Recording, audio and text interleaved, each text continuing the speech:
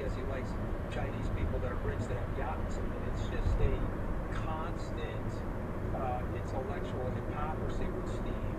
And you'll find that he doesn't like going up against people that have an intellectual razorness to their personality because he can't really debate them because his facts are never fully brought up with anything more than a little bit of vacuousness. So there's a lot of hypocrisy, a lot of double dealing. He'll look you straight in the face and tell you something, and then he'll pick up the phone and he'll whisper to a reporter some nonsense about you to try to get a negative story written about you.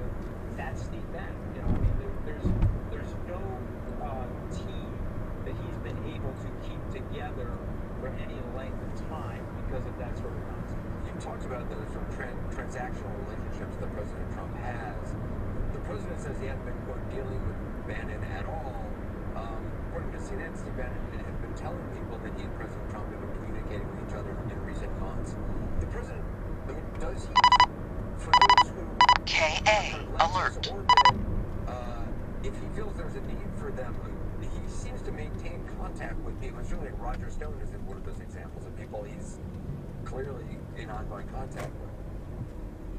Well, listen, candidly, I'm not in contact with either President Trump or Steve Bannon, but I would put my money on President Trump on that one, actually. I don't think he has talked to Steve Bannon since he called him Sloppy Steve Bannon in January 2018 when the Michael Wolff book came out, and it was obviously Steve was all over that book. Also, The Devil's Bargain, which was written prior to Michael Wolff's book, where Steve was trying to make it like he was the maestro and President Trump was his hand puppet. So I don't think I think it's important for Steve to curb the conversation that way so that he looks and appears more influential than he actually is.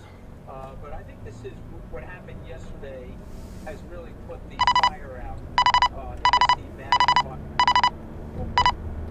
white national. KA alert. And it's going to hurt President Trump as point in America. It's in November, and I'm thankful for that because we have to sort of remove this nonsense from our government so that we don't completely threaten the institutions of our democracy. I mean, it's interesting with that the project, he built the wall. Chris Kobach, the former Kansas Secretary of State, he was an advisory board member of this thing. Donald Trump Jr. I was out promoting. I mean, they had a lot of people in Trump orbit out there promoting it. The president said he didn't like it, doesn't know anything about it.